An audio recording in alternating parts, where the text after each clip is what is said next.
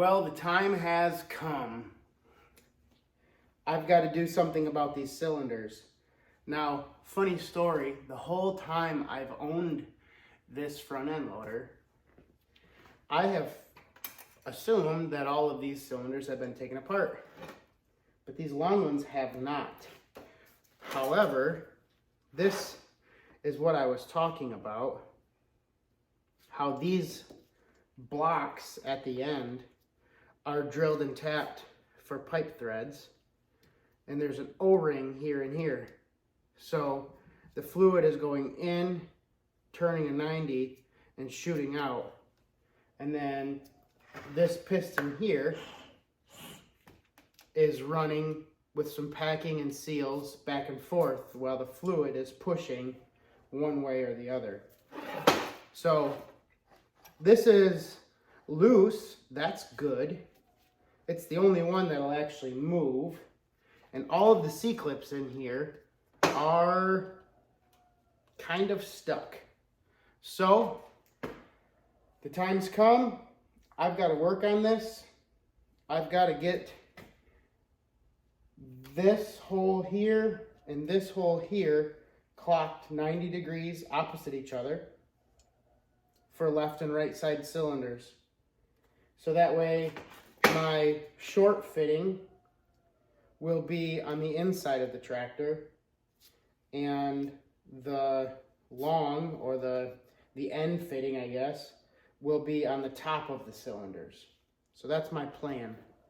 I've got a few hammers, I've got a few punches, I've got some brake clean, I've got some penetrating oil. Let's see how much work it is to actually get these apart.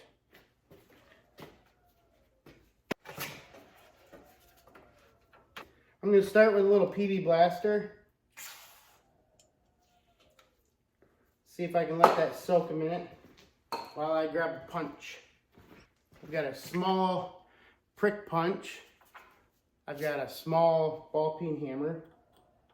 And I'm going to see if I can tap that and get that C-clip to kind of move.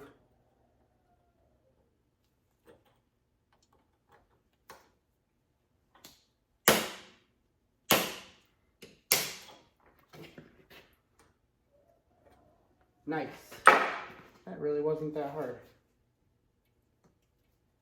I did, however, get PB Blaster all over my body. It's on the back of my neck, even.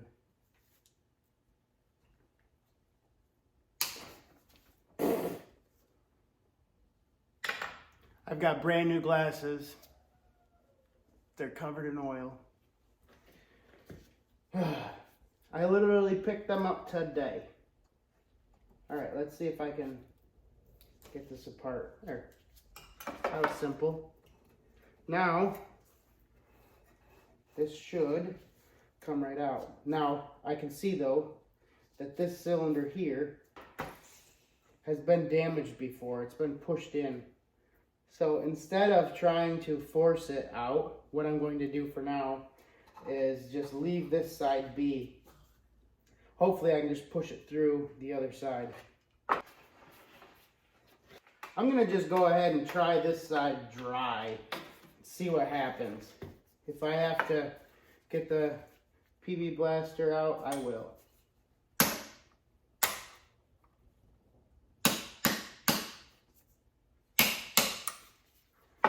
All right.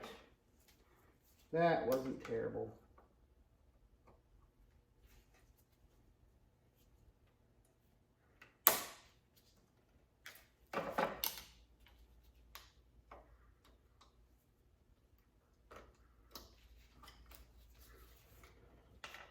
Well, that was nice.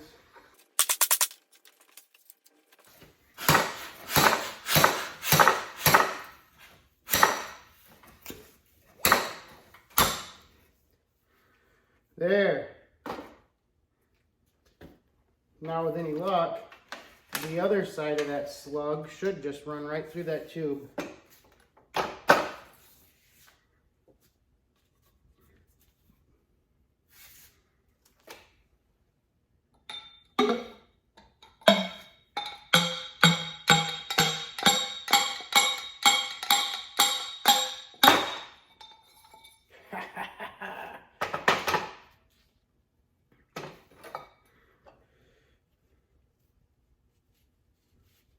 Lots of life left in those seals. They sealed good. They're kind of dirty.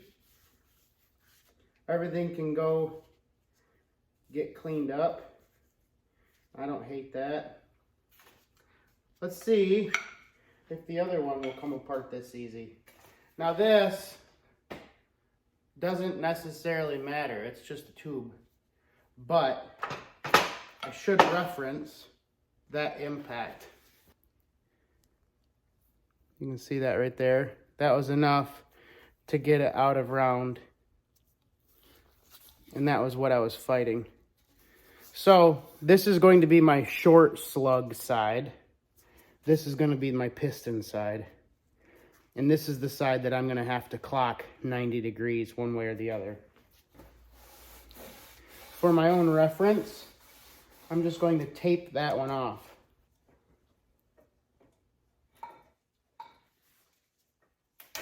So that side is just fine the way it is. I am considering, I've got my E-tank. I'm considering all these little parts, other than the one with the chrome finish, should be able to go into the E-tank without any issue. And then I can repaint everything. It's moving. Both ways. That's good.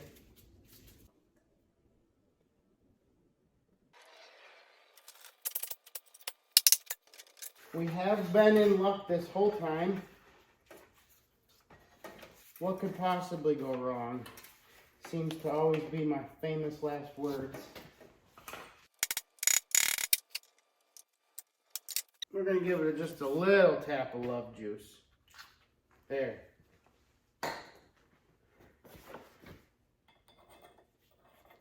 See if we can move that side around a little bit. There. Woo! I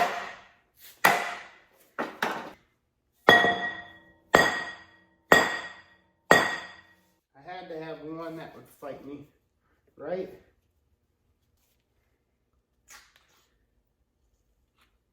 This one's also been hit here.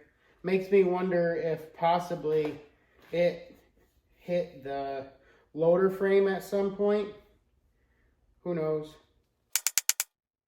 Ooh. I'm moving concrete.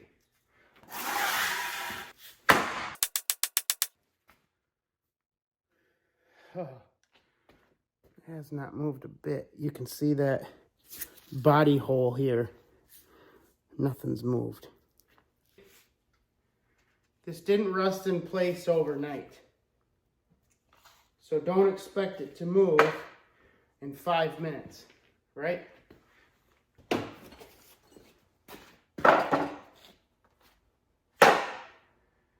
You know, I've got some pretty cool hammers. I might as well just try to see if something steel will move that. I'm gonna start with this little guy. I love Fisker's tools.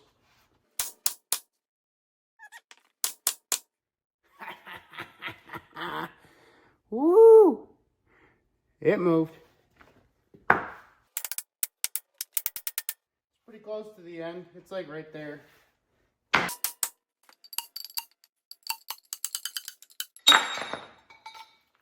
Boom. One little side note about them Fisker's tools. I'm not sponsored by anybody. And I just like to give a little bit of praise where praise is due. If I use a tool that I really like, I'll let you know. Now, when I go to drill this hole, my C-clip is what's locating the slug in the tapped hole. So I just need to be pretty much close for this body hole. So what I'm going to do is I'm going to measure and get a center line. I'm about 1.5 inches. So what I'm going to do is just use my caliper and just scribe a little line right there. So now I know where to pick that up. So here we are chucked up, and I just happened to luck out that I've got a 5/8 end mill that pretty much perfectly fits in here. Okay, so that's what I'm going to finish this at, is 5/8 of an inch. That's pretty good. What I'm doing right now is basically just eyeballing that I am perpendicular to what I want to drill, and that's good enough. So we have our location this way, if you will. Somewhere, and if I look all around hard enough, I'm sure I could find it, is a wiggler that I could pick up that center line with. But tonight we're just going to use a drill press. Now this is a 3-phase mill, and so I have to go power up the phase converter. But for now, I'll get you close.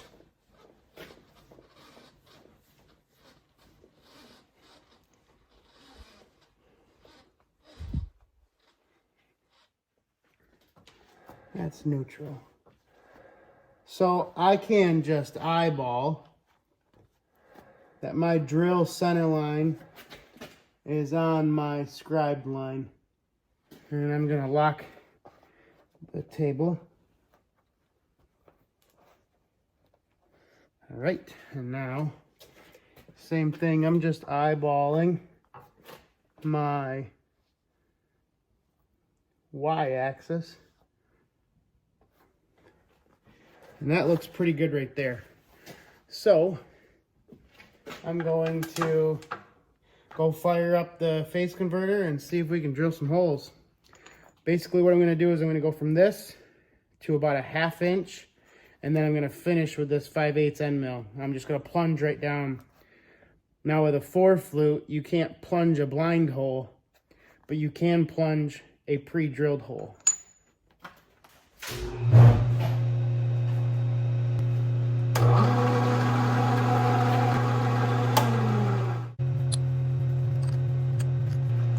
Little word of caution here. They say when you run a drill press to never wear gloves. Reason being, you can get your glove caught on the tool one way or another. I should probably practice that safety, but I just prefer to wear gloves. That's just me. So listen to the safety advice of the tool you're operating, get comfortable with it, and learn what you're doing.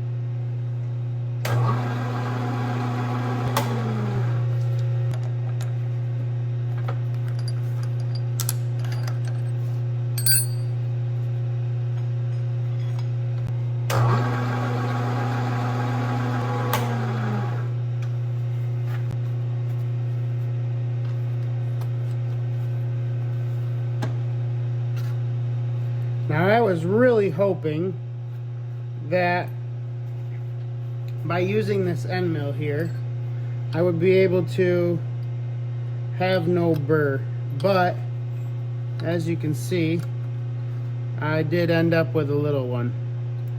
Now what I'll probably end up doing is using a little drum sander and just cleaning up the inside of that. I'm going to clean up the inside of the existing hole as well, just so I don't rip my seals as it passes through.